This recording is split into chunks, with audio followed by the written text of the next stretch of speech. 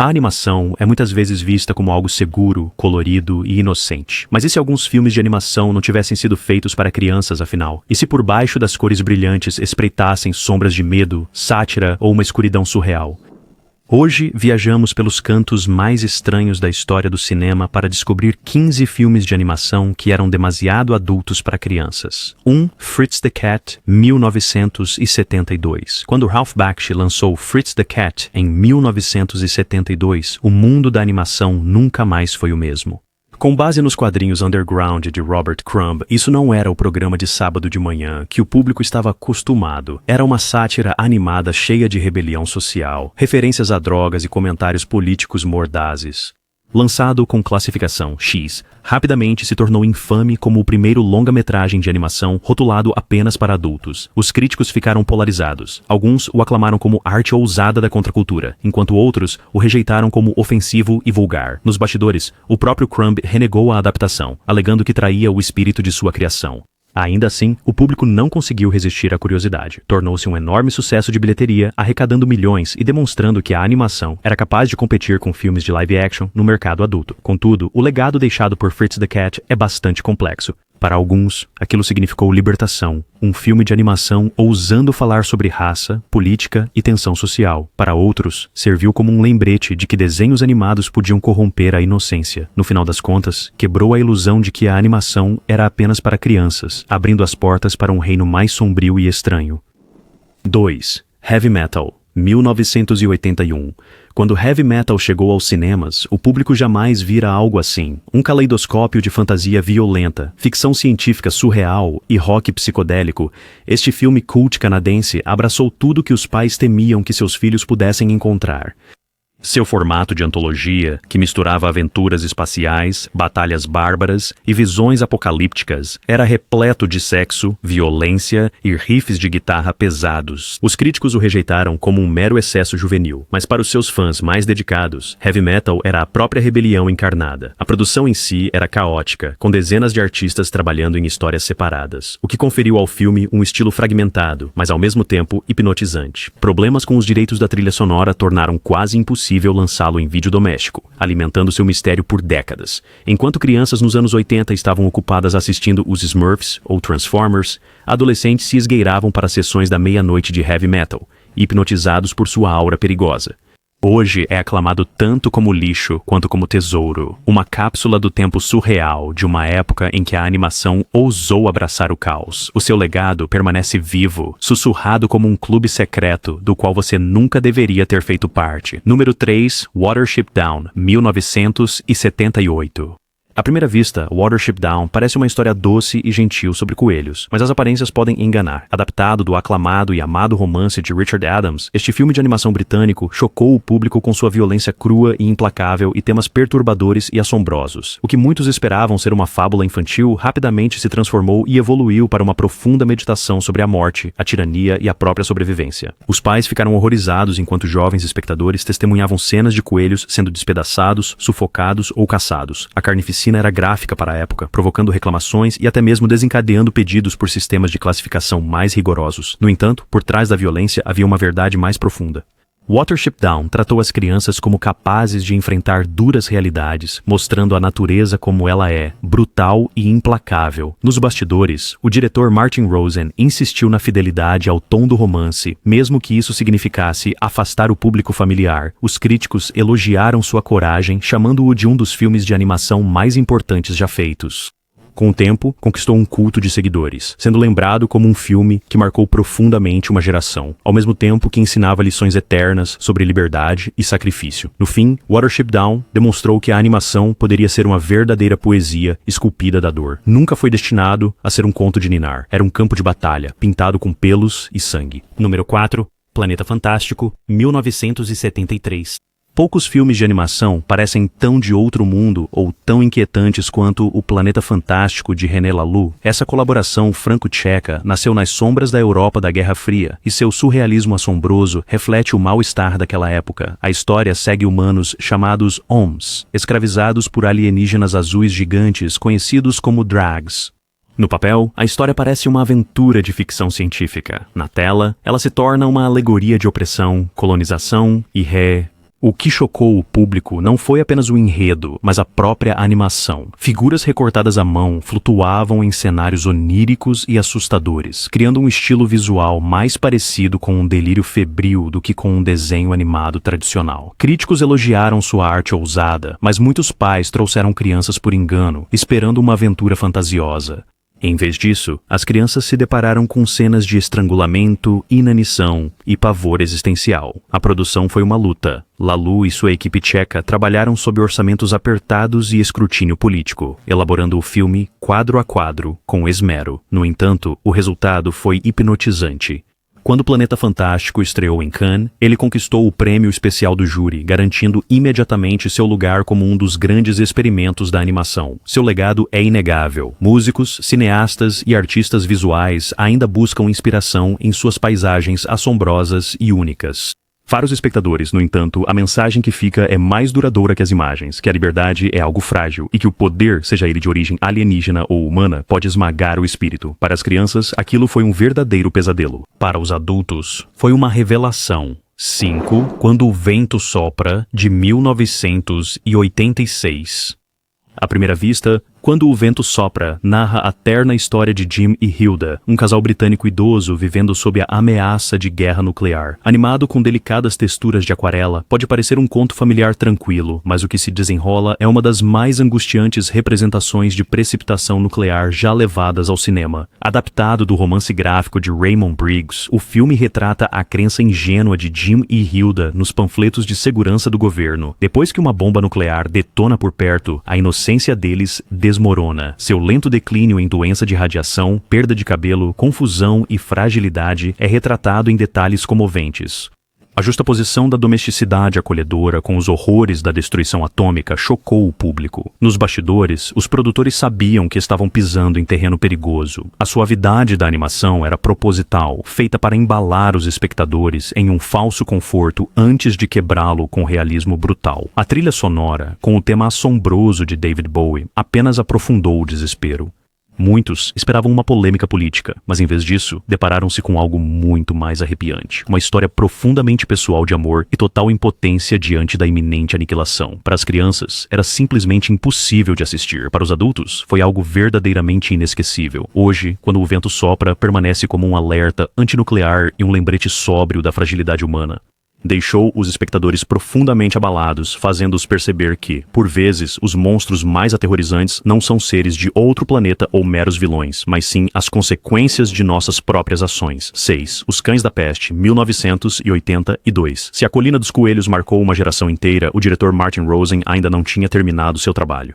Poucos anos depois, ele entregou Os Cães da Peste, outro conto animado devastador, desta vez sobre dois cães, Snitter e Ralph, que escaparam de um brutal laboratório de testes em animais. O que se segue não é uma história de triunfo, mas de medo, desconfiança e da assombrosa crueldade da humanidade. Ao contrário dos tons suaves e gentis de aquarela da Disney, o universo de Rosen se revela sombrio e completamente impiedoso. Os cães, profundamente traumatizados e em estado de desespero, perambulam sem rumo pela paisagem rural inglesa, sendo incessantemente perseguidos por caçadores, soldados e até mesmo pelos seus próprios pesadelos mais aterrorizantes. As cenas de vivissecção, de fome extrema e de sofrimento intenso provocaram um choque profundo na audiência. Crianças que se depararam com ele, esperando um desenho de cachorro, ficaram traumatizadas. Pais ficaram horrorizados com seu desespero gráfico. A produção do filme foi exaustiva.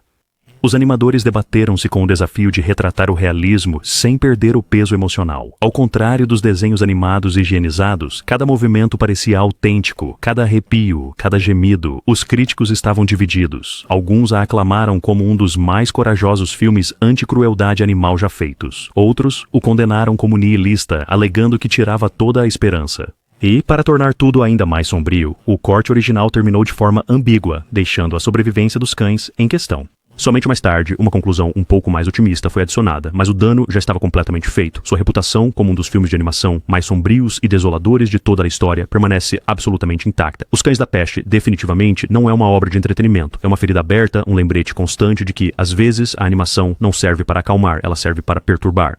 E para aqueles que o viram quando crianças, permanece um eco de tristeza que nunca se desfez. Número 7. Akira, de 1988. Quando Akira estreou no Japão, não foi simplesmente mais um filme de animação qualquer. Foi um verdadeiro terremoto cultural. Por Katsuhiro Otomo, adaptado de seu próprio e vasto mangá. Esta épica cyberpunk redefiniu o que a animação poderia fazer, mas para aqueles que esperavam apenas mais uma aventura de anime, Akira era avassalador, violência brutal, horror corporal grotesco e temas de corrupção governamental e colapso social rapidamente o diferenciaram de produções infantis. Ambientada em Neo-Tóquio, a trama segue gangues de motoqueiros, experimentos psíquicos e o despertar destrutivo do instável Tetsuo. A animação, meticulosamente desenhada à mão com mais de 160 mil células, impressionou a crítica com seu detalhe, mas o que realmente chocou o público foi sua escuridão intransigente. Membros são dilacerados, mutações se transformam em imagens de pesadelo e cidades inteiras desmoronam sob explosões de fúria psíquica. No Ocidente, os distribuidores realmente tiveram dificuldade em como comercializá-lo. Alguns cinemas o anunciaram junto com animes populares como Speed Racer ou Astro Boy, apenas para pais horrorizados arrastarem seus filhos para fora no meio da sessão, chocados. No entanto, Akira conquistou uma legião de fãs, desencadeando o boom global do anime nos anos 90. Sua influência pode ser vista em tudo, desde Matrix até Stranger Things. Por trás do caos, havia uma advertência mais profunda sobre o poder descontrolado, o sigilo militar e a fragilidade da sociedade. Akira não era apenas animação, era uma profecia vestida em neon e sangue. Para as crianças, era trauma. Para os adultos, aquilo foi uma verdadeira revelação. Seu legado permanece como um dos mais estranhos paradoxos na história da animação, sendo ao mesmo tempo um pesadelo e uma verdadeira obra-prima. 8. Felidae, 1994, um mistério de assassinato estrelando gatos. Foi dessa forma que Felidae foi apresentado, mas a realidade se mostrou bem mais sombria. Este filme de animação alemão, baseado no romance de Akif Pirinci, acompanha um gato doméstico chamado Francis, que se depara com uma série de assassinatos felinos extremamente brutais. O que começa como uma história de detetive, rapidamente se transforma em cenas de rituais de culto, experimentos genéticos e mortes violentas. O estilo de animação é enganosamente suave, quase disneyano em certos momentos, mas então cadáveres aparecem, gargantas cortadas, sangue encharcando becos. Uma cena particularmente infame mostra uma autópsia felina bastante gráfica, deixando a audiência completamente chocada. Muitos espectadores que alugaram a fita VHS, esperando uma aventura animal mais leve e descontraída, ficaram absolutamente chocados com a crueza e a brutalidade. No entanto, por trás das câmeras, a produção do filme era, de fato, bastante ambiciosa. Estúdios alemães investiram muito dinheiro em sequências detalhadas, desenhadas à mão, criando uma atmosfera sombria de filme noir. No entanto, seu lançamento foi assolado por grande confusão. Demasiado violento para crianças, demasiado bizarro para adultos comuns, nunca alcançou grandes audiências nos MRWA, mas entre os espectadores europeus tornou-se uma lenda sussurrada. Os críticos estavam divididos. Alguns elogiavam a sua disposição para abordar temas adultos como eugenia e fanatismo religioso. Outros viram isso como crueldade de mau gosto disfarçada de animais falantes. De qualquer forma, Felidae conquistou uma reputação como um dos filmes de animação mais estranhos e perturbadores já produzidos. No final, Felidae é a prova de que as aparências enganam. Por trás de seus bigodes e ronronares, esconde-se um pesadelo. É um filme que pergunta, e se a inocência fosse apenas uma máscara para o horror? 9. A Scanner Darkly, 2006.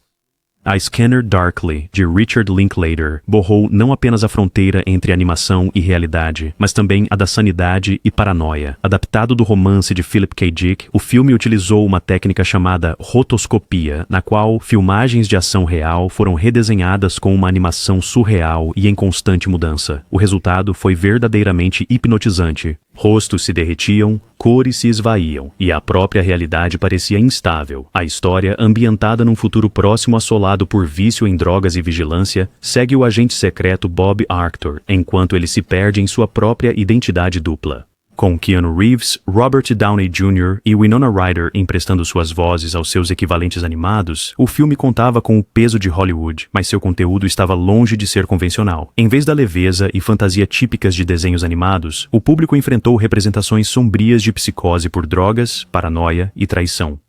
As cenas de espirais de vício eram demasiado fortes para serem vistas em família. Alguns espectadores saíram elogiando sua genialidade, outros ficaram desorientados, sem saber o que sequer tinham assistido. Por trás da produção, Linklater enfrentou ceticismo. Os estúdios duvidavam se as audiências aceitariam o estilo rotoscópico, instável e onírico, mas esse mesmo estilo se tornou a arma principal do filme. Ele capturou visualmente a descida do romance para Hoje, A Scanner Darkly permanece um filme cult, admirado por sua inovação e coragem. É uma animação para crianças. Sua animação é um espelho, refletindo a paranoia da sociedade de volta para nós. Assistir a ele parece menos entretenimento e mais como entrar numa alucinação da qual você não tem certeza se vai escapar. 10. Pink Floyd. The Wall, 1982. Nem todo filme de animação é feito para confortar. Alguns são criados para perturbar. Pink Floyd, The Wall é um delírio febril de música e imagens, misturando ação ao vivo com a animação grotesca de Gerald Scarfe. Originalmente concebido como um acompanhamento visual ao lendário álbum do Pink Floyd, o filme nunca foi destinado a crianças, e isso se nota. No seu cerne é a história de Pink, uma estrela do rock que se afunda numa espiral de isolamento, loucura e fantasia fascista. As sequências animadas são inesquecíveis, martelos marchando esmagando toda a individualidade, crianças sem rosto sendo moídas em trituradores de carne e caricaturas grotescas de figuras de autoridade pairando sobre mentes frágeis. Estas não eram metáforas que pudessem ser desvendadas com delicadeza, eram símbolos brutais de trauma, de guerra e de alienação. A produção em si foi tão caótica quanto suas imagens. Roger Waters, do Pink Floyd, entrou em conflito com o diretor Alan Parker, criando uma tensão que transbordou para a tela. No entanto, as animações perturbadoras de Gerald Scarfe tornaram-se o coração pulsante do filme, gravando pesadelos na memória cultural. Os críticos estavam divididos. Alguns o aclamaram como visionário, enquanto outros o descartaram como loucura indulgente. Para os espectadores mais jovens, as imagens eram verdadeiramente aterrorizantes. Para os adultos, serviu como uma experiência catártica, dando forma aos medos não ditos de uma geração marcada pela guerra, pela autoridade e pela desilusão. Hoje, The Wall é lembrado não apenas como um filme tradicional, mas como um verdadeiro assalto aos sentidos, e um lembrete contundente de que a animação pode ser tão confrontadora quanto qualquer outra forma de arte. 11. Persepolis, 2007. Persepolis, de Marjane Satrapi, não é grotesco como Fritz the Cat, nem violento como Watership Down. Em vez disso, sua escuridão reside na verdade, contada através de uma animação em preto e branco marcante. Ele narra a própria jornada de amadurecimento de Satrapi durante e após a Revolução Iraniana. Na superfície, o estilo parece simples, até inocente, mas as emoções que carrega não são nada infantis. O público que esperava memórias suaves ficou chocado com sua honestidade crua. Ele retrata a guerra, a repressão, o exílio e a luta pela identidade com uma clareza inabalável. Num momento, vemos uma menina assistindo desenhos animados. Em seguida, a vemos lidando com execuções, bombardeios e o controle sufocante do fundamentalismo. Para muitos espectadores, foi a primeira exposição à história iraniana contada de um ângulo pessoal e humano. Nos bastidores, Satrapi insistiu que a história ficasse animada, acreditando que o estilo minimalista e austero realçaria a humanidade universal. Ela estava certa, a abstração não amenizou a dor. Pelo contrário, a aguçou, tornando cada cena mais assombrosa. O filme veio a ganhar o prêmio do júri em Cannes e recebeu aclamação internacional, embora em alguns países tenha enfrentado censura por sua audácia política. Para as crianças, era incompreensível. Para os adultos, era inesquecível. Persepolis provou que a animação poderia ser memória, protesto e poesia, tudo simultaneamente. Seu legado perdura como um dos filmes animados voltados para o público adulto mais importantes já feitos. Uma história onde a simplicidade da forma revela o peso da verdade. 12. Mary e Max, 2009. A animação em massinha frequentemente evoca imagens de mundos fantasiosos, mas Mary e Max, de Adam Elliott, virou essa expectativa de cabeça para baixo. A história, contada com figuras em stop motion, explora a improvável amizade que surge entre Mary, uma garota solitária na Austrália, e Max, um homem de meia-idade em Nova York que vive com a síndrome de Asperger. O que começa como uma inocente correspondência entre amigos por cartas, logo se transforma numa profunda e agridoce meditação sobre a doença mental, o isolamento e a conexão humana.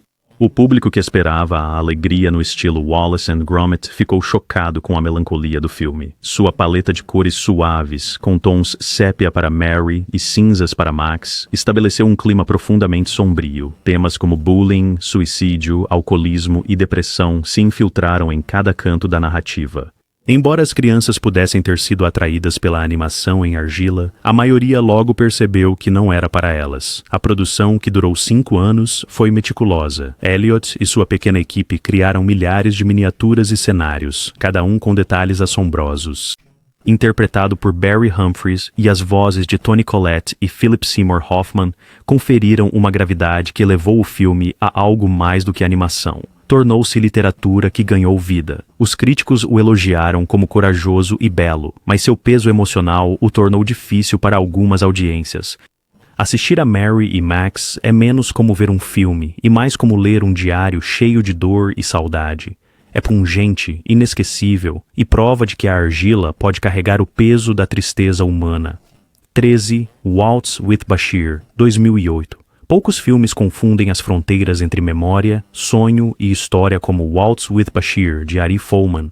À primeira vista, é um documentário, um cineasta israelense confrontando suas memórias reprimidas da Guerra do Líbano de 1982. Mas em vez de live action, Folman escolheu a animação, usando imagens surreais para explorar trauma, culpa e a inconfiabilidade da própria memória. O resultado é diferente de tudo que o público já tinha visto. Soldados flutuam por campos de batalha alucinatórios.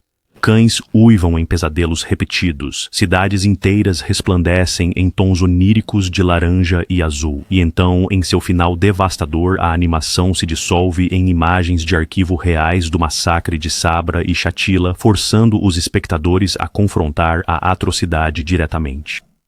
A crítica a saudou como algo inovador, classificando-a como um dos maiores exemplos de animação na história do cinema. Mas para os pais que levaram adolescentes curiosos, esperando algo mais artístico, o resultado foi devastador. Não era apenas um livro de histórias animado, era um testemunho de guerra apresentado de forma animada. Nos bastidores, Folman debatia-se com a sua própria consciência. Poderia a animação fazer justiça ao horror da realidade? A resposta foi sim. A abstração permitiu ao público mergulhar em suas memórias fragmentadas, e o corte abrupto para a realidade os deixou sem ar. Valsa com Bashir não era entretenimento, era catarse e um lembrete de que a animação pode ser a ferramenta mais afiada para a verdade. 14. Túmulo dos Vagalumes, 1988. No papel, o estúdio Ghibli é frequentemente associado a uma beleza fantasiosa e encantadora, com filmes como Meu Vizinho Totoro ou O Serviço de Entregas da Kiki. No entanto, O Túmulo dos Vagalumes, de Isao Takahata, está longe de ser algo fantasioso ou leve. Esta obra-prima japonesa narra a história de dois irmãos, Seita e Setsuko, que lutam desesperadamente para sobreviver no Japão devastado pela guerra, depois que sua cidade é brutalmente bombardeada. À primeira vista, o estilo de animação suave e delicado leva os espectadores a pensar que é uma história familiar gentil, mas, à medida que a trama se desenrola, a fome, o desespero e a morte vão se insinuando. Uma cena inesquecível mostra a pequena Setsuko alucinando, oferecendo pedras como se fossem bolinhos de arroz. Para as crianças, as imagens são insuportáveis. Para os adultos, é devastador. A produção do filme foi algo profundamente pessoal. O próprio Takahata sobreviveu a ataques aéreos durante a Segunda Guerra Mundial, e ele despejou todo o seu trauma em cada cena. Os animadores estudaram cuidadosamente os menores detalhes do Japão em tempos de guerra, a escassez de arroz, os abrigos antiaéreos, o vazio de um lar abandonado pela guerra. O resultado foi um realismo assombroso envolto em aquarela. A crítica o elogiou como um dos filmes anti-guerra mais poderosos já feitos. No entanto, muitos espectadores admitiram que nunca conseguiriam vê-lo uma segunda vez. Ao contrário das tragédias animadas típicas, não há final feliz aqui, nem catarse, apenas silêncio e luto. O Túmulo dos Vagalumes permanece a prova de que a animação pode partir corações mais completamente do que a ação real jamais conseguiria. 15. Anomalisa, 2015. No topo, no ponto mais elevado dessa seleção, figura um filme que comprova que a animação pode ser, de fato, mais humana e até mais perturbadora do que a própria realidade. Anomalisa, de Charlie Kaufman, co-dirigido por Duke Johnson, é um drama em stop motion verdadeiramente sem igual. Longe de ser fantasiosa, é uma história brutalmente íntima sobre solidão, identidade e a busca desesperada por alguma conexão. O filme acompanha Michael Stone, um especialista em atendimento ao cliente de meia-idade que percebe todos ao seu redor com o mesmo rosto e voz, até que ele conhece Lisa, uma mulher que finalmente parece única. Usando fantoches, Kaufman explora temas de alienação, rotina e intimidade frágil. O que perturbou o público não foi a violência ou imagens grotescas, mas sim o quão desconfortavelmente real tudo parecia. O estilo stop motion amplificou ainda mais essa sensação de mal-estar. Os personagens se moviam com as pequenas imperfeições inerentes à arte da marionete, mas suas emoções pareciam mais cruas e viscerais do que atuações de carne e osso. A crítica o aclamou como uma obra-prima genial, embora muitos admitissem ter saído da sala de cinema profundamente abalados. O filme ainda apresenta uma das mais realistas, e de forma surpreendente, uma das mais estranhamente humanas cenas de amor. Um momento que borrou a linha entre fantoche e pessoa. Por trás da produção, Kaufman lutou com o financiamento, recorrendo ao Kickstarter para dar vida à sua visão. O resultado foi uma obra-prima indicada ao Oscar que redefiniu os limites da animação. Para as crianças, era incompreensível. Para os adultos, era assombroso. Um filme de animação que não trazia conforto, mas confrontava. No fim, Animaliza provou que a animação pode nos despir por completo, mostrando-nos não a fantasia, mas a verdade desconfortável do que significa ser humano. A animação nunca foi apenas para crianças. É um espelho que reflete nossos medos, traumas e verdades. De pesadelos surreais a histórias de guerra comoventes, esses filmes nos lembram que desenhos animados podem ir mais fundo que a própria realidade. Qual deles te perturbou mais? Conte-nos e não se esqueça de curtir e se inscrever.